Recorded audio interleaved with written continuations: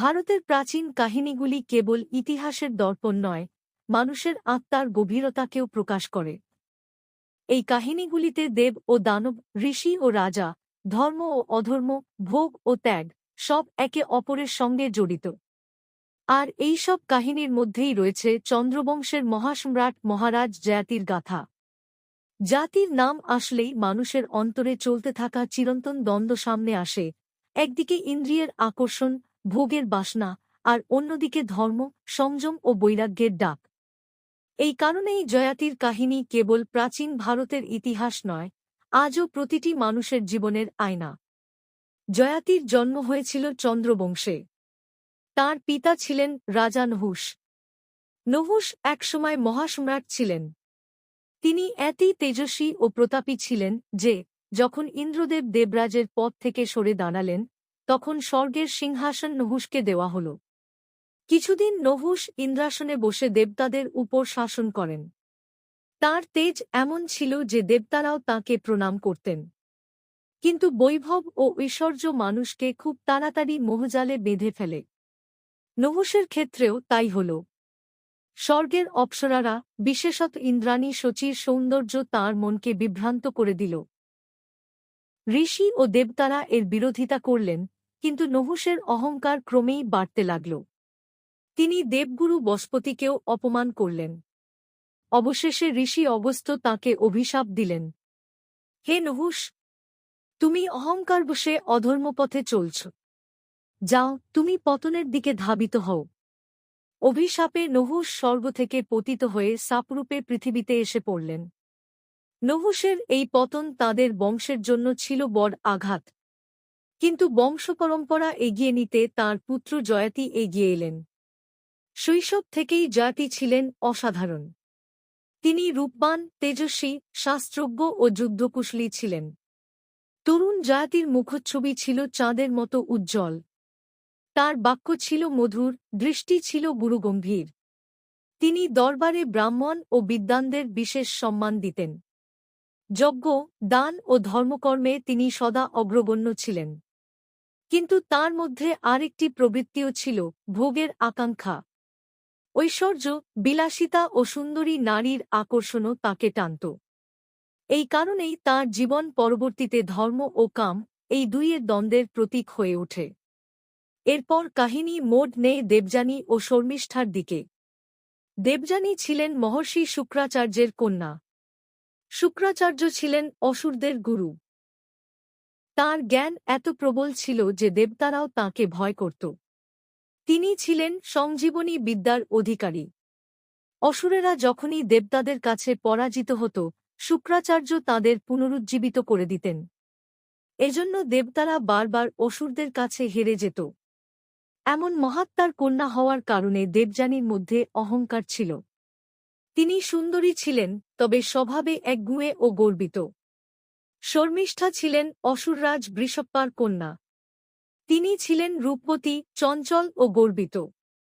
ছোটবেলা থেকেই দেবযানী ও শর্মিষ্ঠা ছিল ঘনিষ্ঠ সখী। তারা একসঙ্গে উদ্যান ভ্রমণ করত।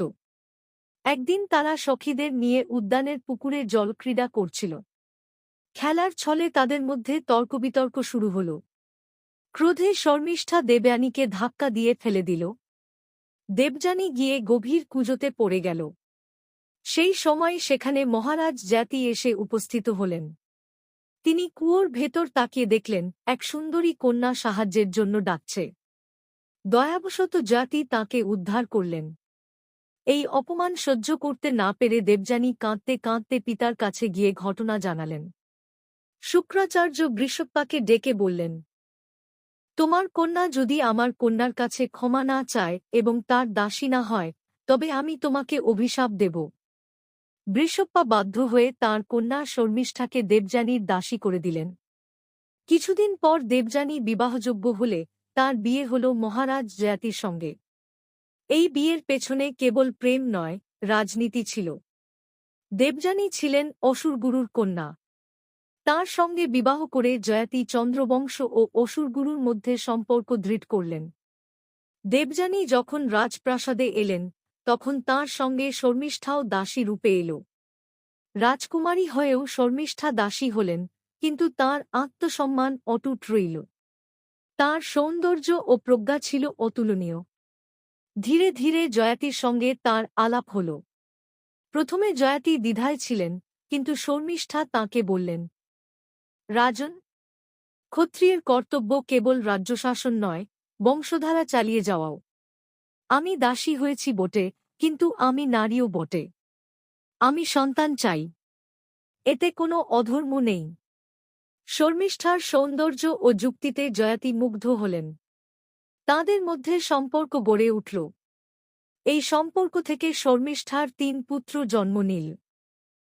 যখন দেবযানী তা জানতে পারলেন, তিনি ক্রোধে দগ্ধ হলেন। তিনি এটিকে বিশ্বাসঘাতকতা মনে করলেন। কাঁদতে কাঁদতে পিতার কাছে গিয়ে বললেন, পিতাজি, আপনি আমাকে রাজপ্রাসাদে পাঠিয়েছিলেন, কিন্তু সেখানে আমার স্বামী আমার দাসীকেই গ্রহণ করেছে। এটি আমার জন্য চরম অপমান। শুক্রাচার্যের ক্রোধ জ্বলে উঠল। তিনি জয়াতিকে অভিশাপ দিলেন, হে জয়াতি, তুমি আমার কন্যার অপমান করেছ। আজ থেকে তোমার যৌবন শেষ হবে, তুমি অবিলম্বে জীর্ণ বৃদ্ধ হয়ে যাও। অভিশাপে জয়াতির দেহ এক মুহূর্তে বদলে গেল। তার চুল সাদা হল, শরীর ঝুঁকে পড়ল, মুখে ভাঁজ পড়ল, চোখের জ্যোতি নিভে গেল। এই পরিবর্তন জয়াতির পক্ষে অসহনীয় ছিল। তার ভেতরে ভোগের প্রবল আকাঙ্ক্ষা ছিল। তিনি বললেন, গুরুদেব, আমি ভুল করেছি। আমাকে ক্ষমা করুন। আমি এখনো জীবনের রস উপভোগ করতে চাই। দয়া করে কোনো উপায় বলুন। শুক্রাচার্য বললেন, আমি আমার অভিশাপ ফিরিয়ে নিতে পারব না। তবে এই বর দিচ্ছি, তুমি তোমার বার্ধক্য অন্য কাউকে দিয়ে তার যৌবন গ্রহণ করতে পারবে। জয়াতি তাঁর পুত্রদের ডাকলেন। প্রথমে জ্যেষ্ঠপুত্র যদুকে বললেন, পুত্র, তোমার যৌবন আমাকে দাও, আর আমার বার্ধক্য গ্রহণ করো। যদু বললেন, পিতাজি, জীবনের অবস্থা প্রত্যেককেই নিজেকে ভোগ করতে হয়। আমি আমার যৌবন ত্যাগ করতে পারব না। অন্য পুত্রেরাও একে একে অস্বীকার করল। অবশেষে কনিষ্ঠ পুত্র পুরু বললেন, পিতাজি, আপনার আদেশই আমার কাছে সর্বোচ্চ। আমি আমার যৌবন আপনাকে দিচ্ছি, আর আপনার বার্ধক্য গ্রহণ করছি। জয়াতি সন্তুষ্ট হলেন। তিনি পুরুকে আশীর্বাদ দিলেন এবং তাঁর যৌবন পেয়ে পুনরায় তরুণ হলেন। যৌবন ফিরে পেয়ে জাতি ৫,০০০ বছর ধরে ভোগ করলেন। প্রাসাদে বিলাসিতা ও ঐশ্বর্যের অভাব ছিল না। নারী, মদ, উৎসব সবই পরিপূর্ণ ছিল। প্রজাও সমৃদ্ধ ছিল। কিন্তু জয়াতির মন ভোগে কখনো তৃপ্ত হল না। যত ভোগ করলেন, তৃষ্ণা ততই বাড়ল। তিনি বললেন, বাসনার আগুন ভোগে নেভে না। যেমন আগুনে ঘি ঢাললে তা আরও জ্বলে ওঠে। অতৃপ্ত ভোগ দেখে জাতির মনে গভীর বিষাদ জাগল। তিনি পুরুকে ডাকলেন এবং বললেন, পুত্র, আমি তোমার যৌবনের অপব্যবহার করেছি। এবার আমি তা তোমাকে ফিরিয়ে দিচ্ছি। তুমি ধর্মপথে রাজ্য শাসন করো। আমি বার্ধক্যে বনপ্রস্থে গিয়ে তপস্যা করব। জয়াতি রাজ্য পুরুকে অর্পণ করে নিজে বনে গমন করলেন। বনে যাওয়ার সময় তিনি সন্তান ও প্রজাদের উপদেশ দিলেন। প্রথম উপদেশ, বাসনা অসীম। যত তাকে খাওয়াও, সে ততই বাড়ে। সংযমেই প্রকৃত সুখ। দ্বিতীয় উপদেশ, ধর্ম ও কর্তব্য পালন। মানুষকে উচিত নিজের ধর্ম পালন করা, সে রাজা হোক বা প্রজা। তৃতীয় উপদেশ, ভোগের চেয়ে ত্যাগ শ্রেষ্ঠ। ভোগ মানুষকে বেঁধে রাখে, ত্যাগ তাকে মুক্তি দেয়। চতুর্থ উপদেশ, ধন ও ঐশ্বর্য ক্ষণস্থায়ী, স্থায়ী কেবল আত্মা। উপসংহার, মহারাজ জয়াতির কাহিনী কেবল পুরাণ নয়, প্রতিটি মানুষের অন্তরের সংগ্রামের প্রতিচ্ছবি।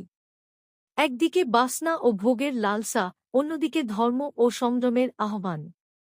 জয়াতি উভয়েরই অভিজ্ঞতা লাভ করলেন এবং শেষমেশ উপসংহার টানলেন। সত্যিকারের সুখ ত্যাগ ও সন্তোষে, ভোগে নয়। তার বংশ থেকেই পরবর্তীতে পাণ্ডব ও কৌরব জন্ম নেন, যারা মহাভারতের মহান গাথির সূচনা করেন। বন্ধুগণ, আপনাদের এই কাহিনী কেমন লাগল জানাতে ভুলবেন না। ধন্যবাদ।